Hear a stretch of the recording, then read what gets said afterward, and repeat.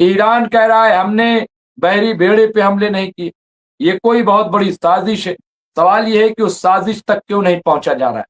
اگر بات چیت کرنی ہے، الٹیمیٹم دینے سے کیا ایران ڈر جائے گا؟ کیا اب بھی ڈونالڈ ٹرمپ کو عقل نہیں ہے؟ کیا بنجامن نیتن یاہو کو اتنی عقل نہیں پیدا ہو رہی کہ یہ ایران ہے، یہ ایران ہے اور ایک ایک بچہ بچہ وہاں مرنے کے لیے تیار ہے؟ ایک چیز تو امریکہ کے اندر یہ تشویش پائی جاتی ہے کہ آپ کے جو مقاصد تھے وہ کوئی بھی اس ایم او یو کے اندر ایڈریس نہیں ہوئے، بلکہ سارا فائدہ اس میں ایران کا ہوا ہے۔ اور دوسرے جو اس میں سب سے کریٹیکل ایشو ہے وہ ہے اسٹریٹ آف ہارموز کا۔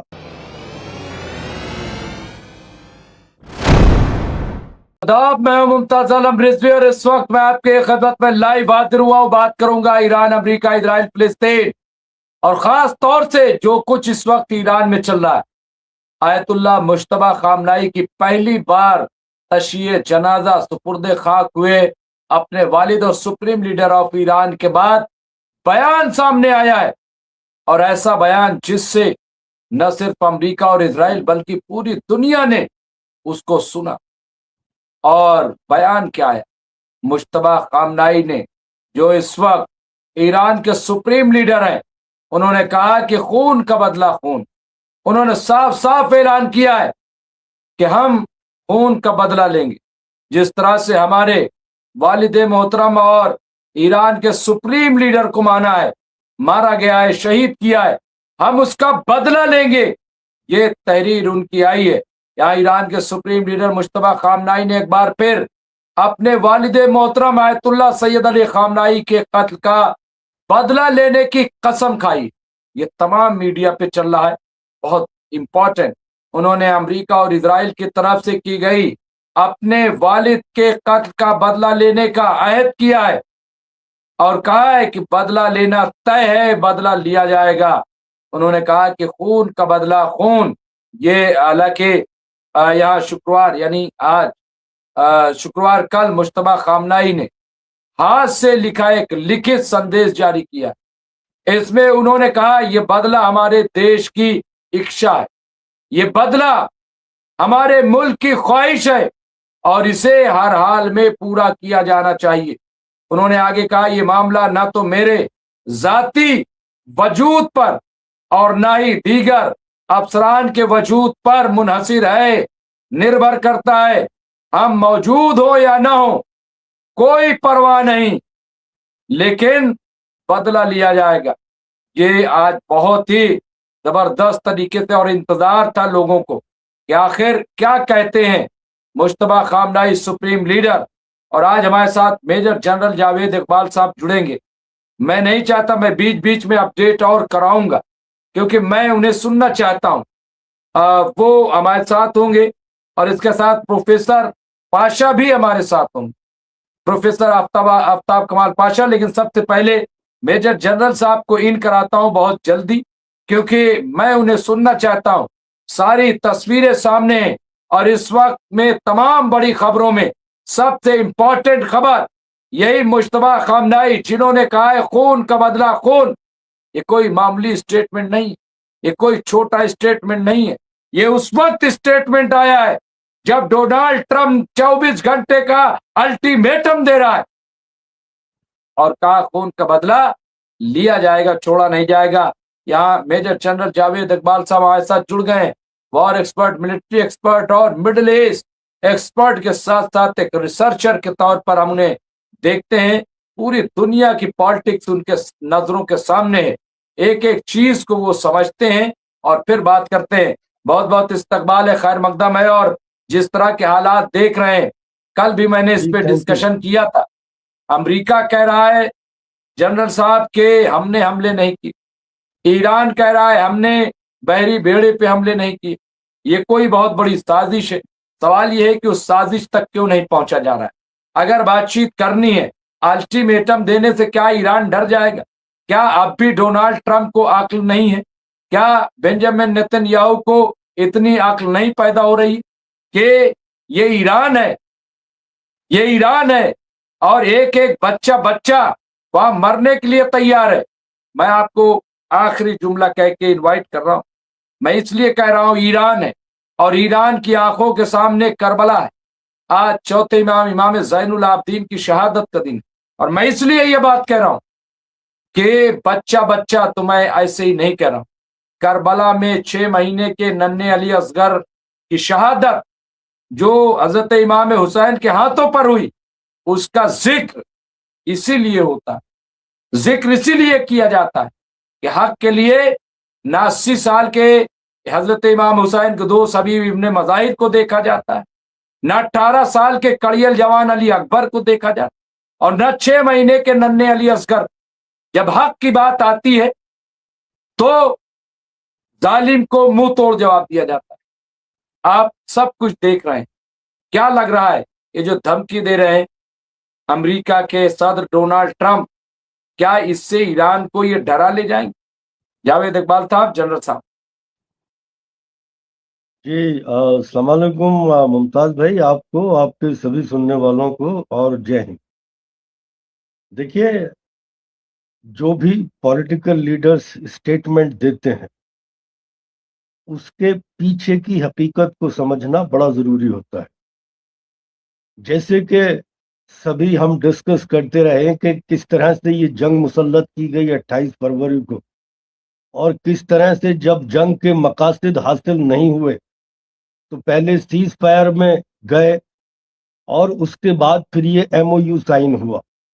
ये एमओयू साइन होने के बाद जब इसके इम्प्लीमेंटेशन का टाइम आया तो मेरी अंडरस्टैंडिंग में इसके कुछ क्लॉजेस को लेके जिस तरह से ईरान उसको इंटरप्रेट कर रहा था और जिस तरह से अमेरिका उसको इंटरप्रेट कर रहा था, उन दोनों चीज़ों के अंदर बड़ा गैप था।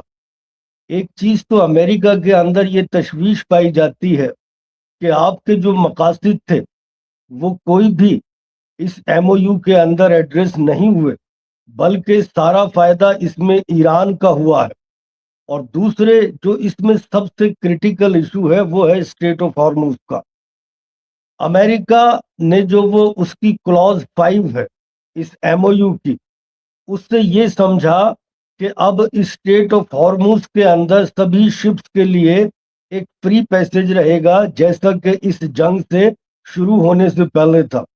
और उसमें क्लॉज ये थी कि देखिए, ईरान जो है वो जो भी यहाँ से टैंकर्स गुजरेंगे या शिप गुजरेंगे उन्हें सेफ पैसेज प्रोवाइड करेगा।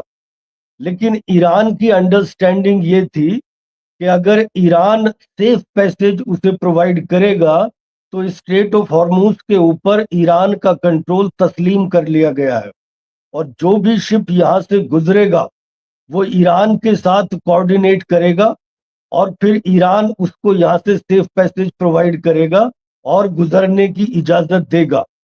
वो फॉर्मल टोल वगैरह तो इस पे नहीं लगाएंगे, लेकिन कुछ मेंटेनेंस टैक्स, कुछ सिक्योरिटी टैक्स किसी न किसी फॉर्म में उनका ऐसा अंदाजा था कि वो इस शिप से जो भी यहाँ से गुजरेंगे वो उनसे ये चीजें मेंटेनेंस के लिए वसूल करेंगे।